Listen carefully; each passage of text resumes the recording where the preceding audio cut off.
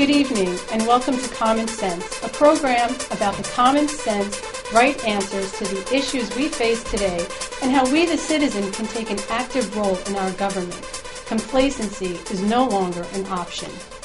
We start off tonight's program with the government pet peeve of the week.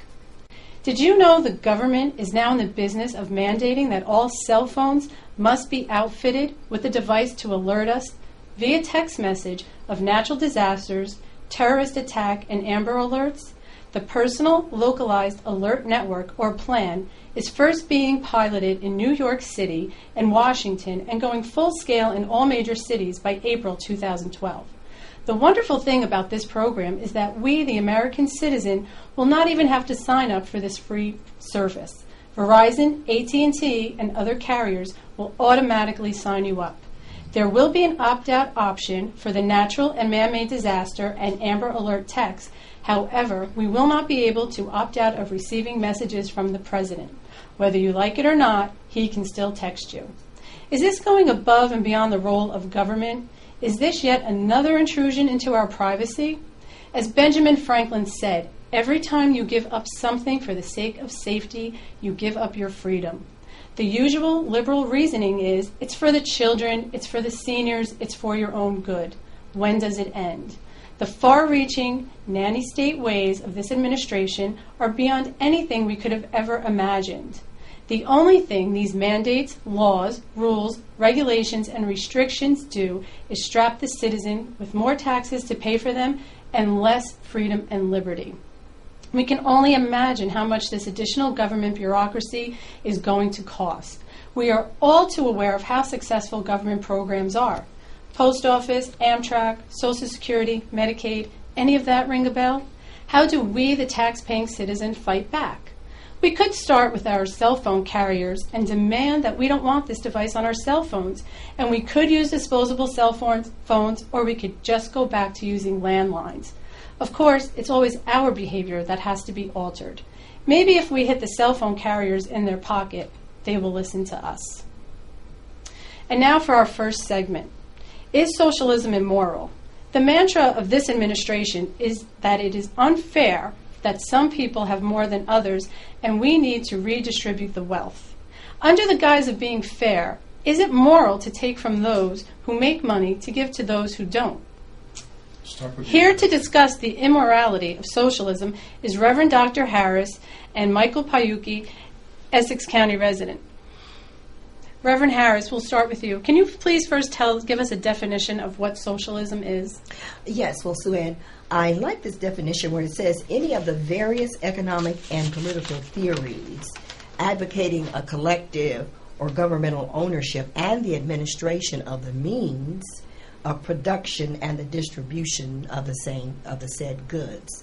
And particularly, I am opposed to this kind of governmental influence because as a theologian, as a person of God, dealing with the principles of the founding fathers of this country, 2 Thessalonians chapter 3 and verse 10-11 says, "For even when we were with you, this we commanded you, that if any would not work, neither should he eat.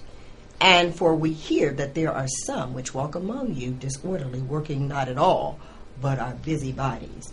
And we're not just saying that everybody is lazy and nobody wants to work, but we're saying that no one should be made to take from his pocket involuntarily to give to another. It should be an act of love and compassion. Right. So when we say that socialism is not compassionate, what we're really saying is that almost that it's theft when we do that.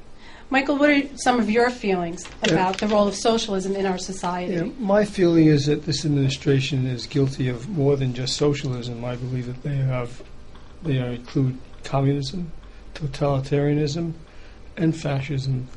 They have taken over control of all forms of industry.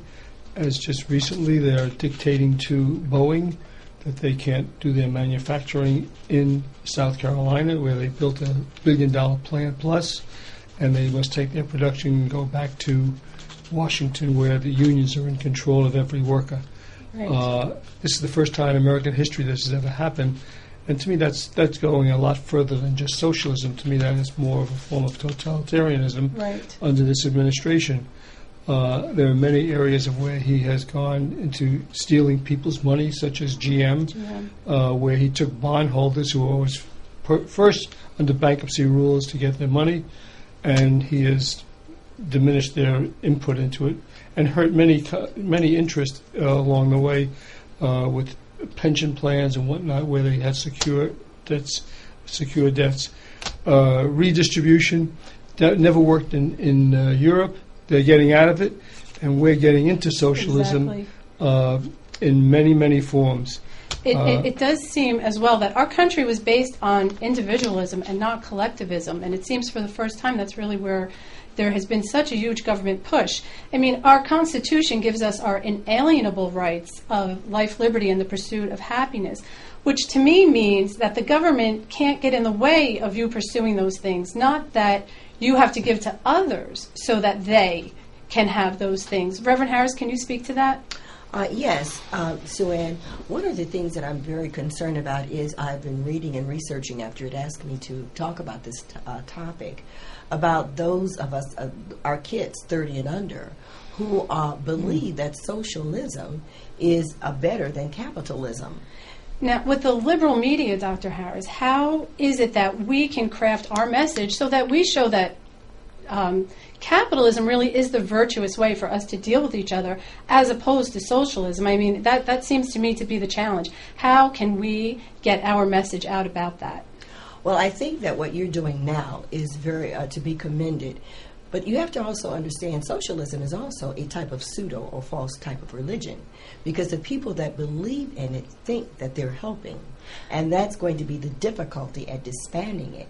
We have to show through our way, that God is a God of freedom, and that our country was founded on the godly principles and biblical principles. And I think the more we espouse that and talk about what God has ordained for our country, the better off we'll be. Which is why our founding fathers did say that, our inalienable rights come from our Creator and from no one else. Would you like to speak on that, Michael? Yeah, I believe that the youth of this country have been indoctrinated, and eventually they're going to see the light and see that this country was built on capitalism and not socialism. Capitalism controls when it says capital, and that's where the jobs are created. They're not created through socialism that just gives people hands out money to people as they go along their life, and they eventually reach a point where there is no money left to give out. Right, and as we're seeing now, I mean, by doing all of this, we are truly hurting our economy. This has done nothing to push our economy forward, to offer people jobs. It seems companies are holding back and not hiring people because they don't know what government regulation, which to me is another tax, which means less freedom for the company to hire people and to give people jobs. I think, too, Sue Ann, that the youth of this country, they want to see something good happen in the country. They believe in what they're doing, and that's the danger of it, because they don't understand the totalitarianism, as he was talking about, of it.